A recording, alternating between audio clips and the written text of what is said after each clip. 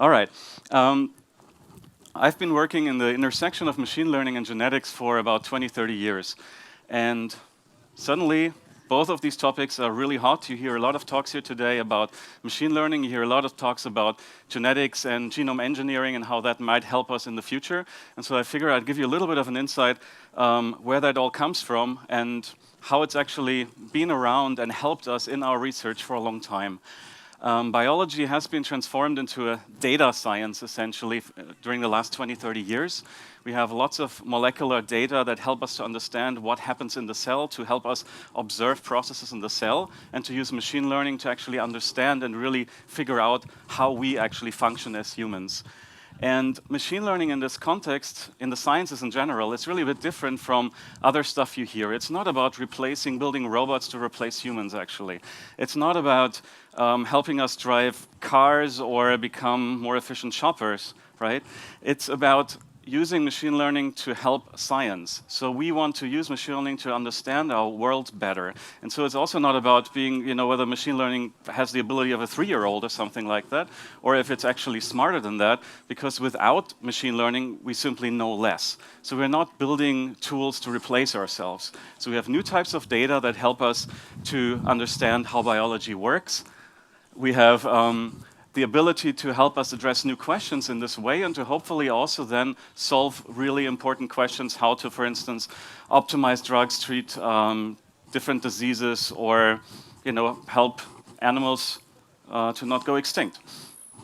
And in biology, people use as analogy often when we try to understand what's actually hiding in the genome and how it all works, we use lots of references to maps and landscapes and charts and atlases and so forth. And so I figured it's actually a nice thing to go back and look at some real old maps, like really old maps. In this case, this is the first map of the world as it was drawn in the Western world about 2,000 years ago. And these things help us to understand how we've made progress in biology. The world map by Ptolemy is actually not just a nice little cartoon that got some things right, like Spain and Italy and Greece, the hotspots of civilization, were pretty decent. Norway is completely missing. Africa doesn't end. Ceylon is huge. This big island on the right is actually Ceylon. India above is tiny. So there's some interesting things here, what people already knew, what they didn't know yet. And one interesting thing is it's not just a map, it's actually also a set of instructions how to create the map. So there were reference points, there were distances and markers and data to actually construct this map from. It wasn't just sort of drawn from memory or something like that. And so when genetics came about and people started to try to understand how, for instance, in a fruit fly, where are the different patterns hidden that make its body plan? So where are mutations that could change the eye color or the wing shape or the body color? This also literally works by mapping. So the closer two of these traits are closer together in your genome, the more likely it is that your offspring will inherit it together. So if you cross flies with these different characteristics and simply count how often you see different characteristics occurring together, that gives you reference points in the map and how far they are apart from each other.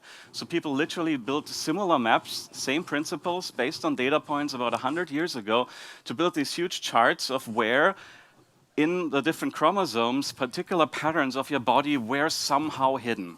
Didn't understand how this works, we didn't know the DNA really yet, and that this is where the genetic code is hidden, but they figured out that it has to be in these distances relative from another in our genome.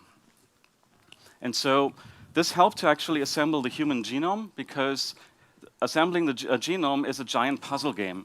And if you have some pieces in the puzzle that you know where they actually fall, it's much easier to assemble the whole puzzle, of course, right? If I have 50 or 100 pieces and I know they have to go here, it's much easier to assemble the whole piece together. And this is what happened in the sequencing of the human genome. So the human genome was deciphered, as people say, was completed about more than 15 years ago. But what that really meant is that we had the first time the sequence of letters of the famous A, C, G, and T's in a row, all 3 billion for the first time. But we didn't necessarily have the complete sequences, there were parts missing, and also we didn't quite know yet where all these traits are actually hidden.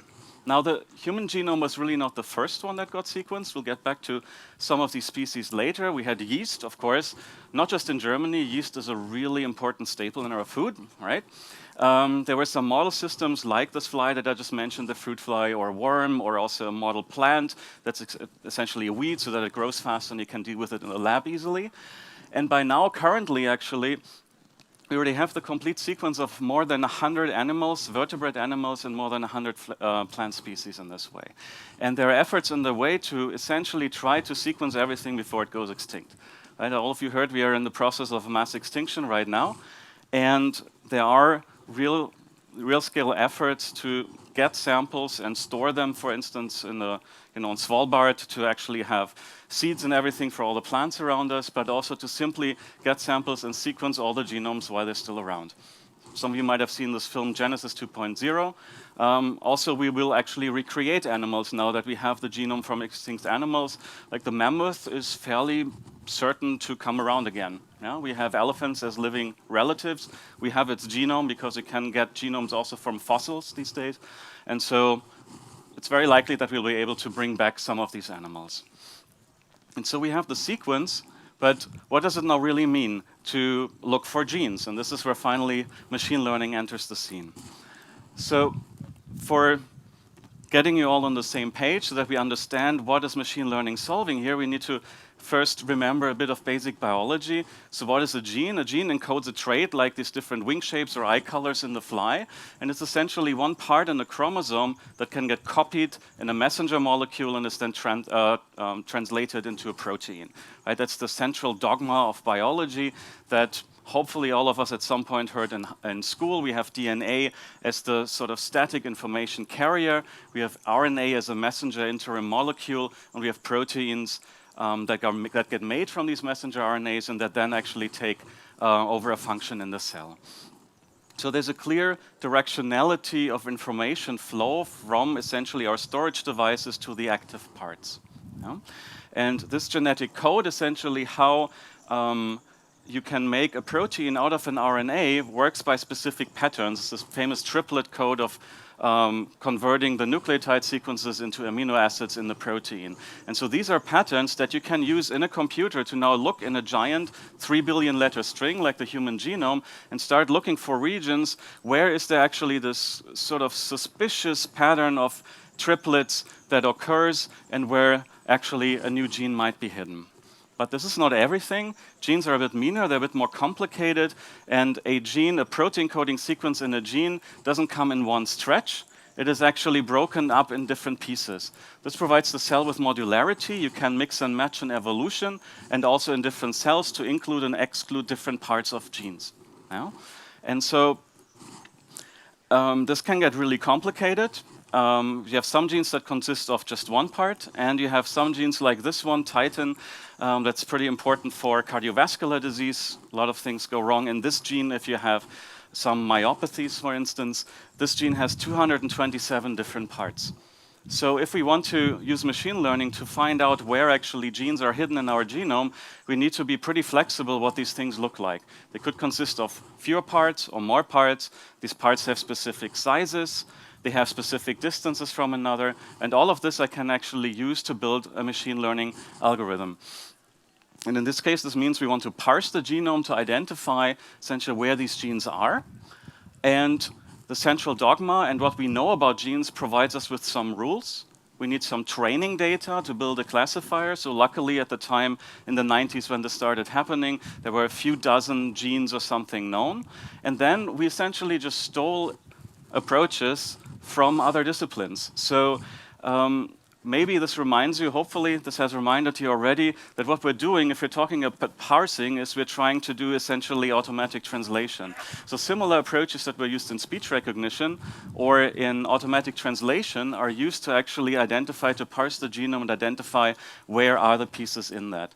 Because you have similar rules that you have to construct a sentence.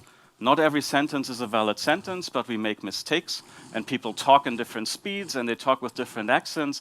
And so this variability that you have in language, you also have in the set of genes. And so we could take these type of approaches to actually successfully figure out where all the genes in an organism were.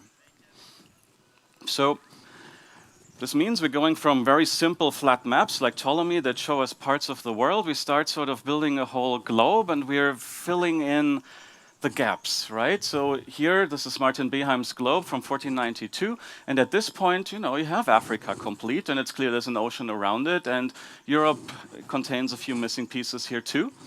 And so likewise, we could annotate and put essentially all the genes in the position where they actually occur in the genome. And here are some numbers. So yeast has about 6,000 genes. A worm has about 20,000 genes. This weed that's used in the research weed, right, is about 27,000 genes. And humans have 21,000. Yeah, and this worm with 20,000 genes has exactly 959 cells, and about 200 cells of these are kind of like neurons. And we have exactly the same number of genes. How on earth is this actually possible, right? So where's the complexity coming from? Why don't we all look like 959 cell large worms? And so probably there's something missing, right? And so similar to this globe here, if you look really closely, it's maybe better here, you see sort of Africa, you see on the right, you see Asia, and then you remember the year is 1492, and if you look at the views from the top and the bottom, you realize that the backside of this globe is completely empty, because America hadn't been discovered yet. And similar it was for us when we actually started looking through the genome and realizing that the genes that we thought are really the big players cover maybe 1 or 2% of our genome. And now there's a lot of stuff in the genome that we didn't know about and that we found out now, but the basic message is it's not necessarily important how many parts you have, but it's important how flexible you can use them. Right? Anybody that builds tools at home, that's the basic of Lego also, right? It's not just about the different pieces you have, you can construct a bunch of different things out of the same set of Legos. And so that's the same that happens in the cell. It's not about how many genes you have, but how you regulate them, that you reuse the same set of genes in different combinations at different levels, and this is the way how we actually have different cell types. We're not a unicellular organism like yeast. We have hundreds of different cell types in our body. They all take different functions, but they all have the same genome. Yeah? And the way this works is by gene regulation. So the central dogma holds, but there's a lot of stuff happening on the way from DNA to RNA, where there's molecules that control, that bind, and recognize specific patterns in our sequences and tell a gene in its vicinity to switch on or off. Or proteins that find a specific messenger RNA and shut it down and start degrading it. Or proteins that shuttle the product somewhere in the cell to a specific location in a neuron where it's actually important for the function of the synapse. Yeah, so it's not just about the parts, but how you use them and how you actually put them together. And so this is another whole code. Yeah, so we have the classical genetic codes that tells us how proteins are made. Here, there's another hidden code that defines the switches in the genome, how these genes actually get switched on or off. And just as a quick example, what do these switches look like? Let's go back to the fruit fly again. What you see here is sort of a fruit fly egg. And you have 4 of these proteins that find essentially targets somewhere in the genome and act as like trying to press the switches essentially. And so if you have a specific gene, that's this black thing in the middle here, around this gene you'll have a number of different switches. That's the stuff in orange. And in each of these switches you have a lot of different patterns of small sequences that these regulatory proteins find and bind to. And you can see that this starts looking complicated. Each of these switch regions maybe has 20 patterns, and 5 different proteins can bind to these patterns in different combinations. And in this way, you can actually create, by using many switches, very complex expression patterns. So pattern where this gene is exactly on and off. So on the bottom in blue, these blue stripes are essentially colors where I use a label to color a specific gene where this is actually in this fly embryo. And you can see these are really nice stripes, and each 1 or 2 of these stripes is essentially switched on or off in exactly that stripe, or these 2 stripes, by one of these switch elements. Yeah? And so this is the fly. A fly has 14,000 genes, but with help of these switch elements, it can create all kinds of beautiful expression patterns for different genes, even just in this fly egg, essentially. And in the human body, you don't have tens of thousands of these switch elements like you do in a fly. You have millions of them. So you have 20,000 genes, but you have 2 million switches. And this is what the big challenge for us now is: how do we decode these switch elements? We know roughly now where they might be, where they are, but we don't understand really how the code inside these switch elements really work. And just to make the link, this is, for instance, where CRISPR becomes really important in our research, because with CRISPR, I can go in and essentially press the switches. I can delete a switch, I can switch it on or off, and I can observe what actually happens in the cell. And so this is where this CRISPR is suddenly a research tool in itself in biology to start understanding biology better. And of course, we use neural networks, right? So you have resulting really complex data on these expression patterns of genes and of these regular proteins and of these sequence patterns that these proteins find. And similarly to neural networks in image analysis, we build neural networks that present these different levels of abstraction and of information hierarchy, from the raw individual nucleotides in the sequence to these switch elements, to several switches together, to the genes, and to the networks that these genes form. Yeah? And so in this way, by now we start being able to interpret which positions in the genome actually have an effect. So if you and you and you, we all differ by a few million positions in our genome, that makes us unique and look different, but it also is the cause of some preconditions for diseases. So how do we know which ones of these changes give which precondition for which disease? This is where neural networks will be very helpful. Okay. And right. And let me finish up with a few minutes of essentially where is this currently going? What type of data do we have that's really exciting for biologists? And the reason that we have so much data is that sequencing has become really cheap. So it took $3 billion, $1 per nucleotide, to sequence the first genome completely, and by now it costs about $1,000 to sequence each one of us here. Yeah? So money is really not the reason anymore why you shouldn't have your genome sequenced. There could be ethical concerns and data privacy concerns. Money certainly is no longer a concern to not do this. And so this means that we can create much more data than we used to just 10 years ago, because the technology has improved so much. And so rather than just having a static view of the world, like in this Beheim's globe from 1492, we are in the process of building things that are more akin to Google Maps, where I can zoom in, layer additional information on top, and so forth. So what does that mean? It means we can actually study each cell now in isolation and figure out what's happening in each individual cell. So far in biology, when I do experiments, I do this on a whole organism or a larger slice of a tissue and so forth. Now I can look inside each cell. So microfluidics has come here to the rescue, and the cheap sequencing technology. And this means I can now actually look inside each cell and, for instance, in a tumor, realize what different cells are actually in the tumor. Right? Because metastases form because different mutations arise and spread from the same tumor initially. And if I understand if this has already happened, and what are these changes, and what is the predisposition for each of these changes to form a new metastasis, this is going to be a very helpful thing. It's also going to be helpful for understanding regeneration of cells. We use, for instance, zebrafish in the lab as model system, because a zebrafish can be harmed. You can cut off a fin, or you can give it a heart attack, and it will regenerate, it will reform a fin, it will repair its heart. And so with these single-cell approaches, we can really trace what happens after that injury. Yeah? And this is not science fiction, this is happening. This is sort of a clustered picture of 100,000 mouse cells, where people took 20 different samples from 20 different cell types, organs of the mouse, and just profiled each individual one of these 100,000 cells from 20,000 organs.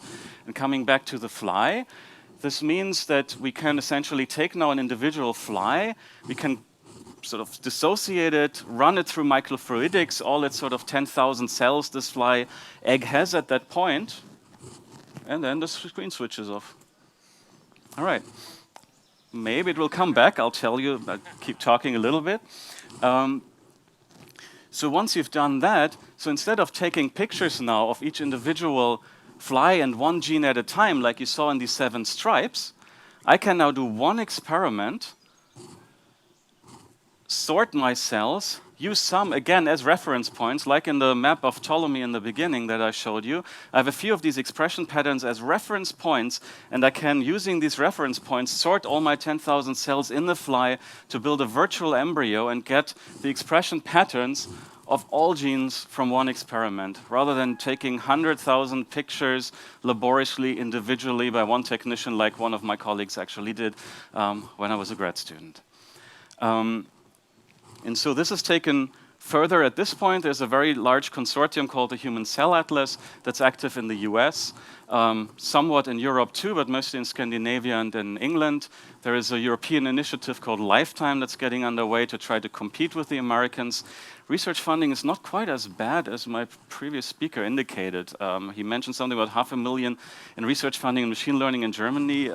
Then I would be the only lab that gets funding. Luckily, it's not quite as bad as that. But we have to catch up. What does the Human Cell Atlas do? It has the vision to literally do this now, not just for the 20 organs in the mouse, but for the whole human body. So essentially, different organs have been divided. You know, you take the liver, I take the brain, you take the spleen, and people profile this with these microfluidic approaches to, like we just saw with the fly, slightly more complicated in the case of human, try to piece it back together and have a reference map, a zoomable reference map of the human body to know what each cell actually looks like on the molecular level. And this is going to be the foundation for us to really, and giving us the data to really take machine learning in this realm much further. Yeah? Machine learning in the realm of sciences and biomedical sciences has a few challenges. We have fewer off-the-shelf solutions because nobody knows if these neural network architectures that we just borrow from image analysis are really the best thing to do. We have a lot of unlabeled data, right? We don't have people telling us there's a cat in this video. We just have data from cells, and there's big discussions of how many cell types there even are in the human body. We just don't have a ground truth in this field. We need to be able to interpret the models. I don't want to tell you, oh, you should get this treatment. And I tell you, yeah, because the computer said position 3,789,000 is an A instead of a T. You want something else to explain to you why you should get this treatment. And of course, privacy and how to distribute the data and keep this under control is, of course, of concern. But with that, I think we will actually be able to figure out really what are actually the genes in our body doing, what variants, like I mentioned, sequence differences actually create differences between us that might lead to disease. How can we optimize drugs and treatments also if we have these molecular profiles from different people? And also in completely different fields. I mean, we have collaborations in plant research too, and of course you can start improving crop yield and essentially changing the sequences, optimizing the sequences in the genome to work in these fields as well. And of course, it's up to us what we do with this. The technology is there. There is the danger that biases, like we had in the discussion in the previous talk, affect this too. There's bias from prior human knowledge. There's bias from the experiments that we do. And we don't want to have the counterpart of a racist diagnosis algorithm, right? That could, of course, happen. And of course, once we deploy these things in the clinic and so forth, they could become targets of adversarial attacks like any other computer system, of course, and will, especially in the context of human health, this will be very important to keep into consideration. And so with that, I want to finish up. Thank you for your attention. I hope you enjoyed this little excursion into the actual scientific underpinnings of some of the talks you will or have heard here today, and enjoy the location and this conference. Thank you. Professor Dr.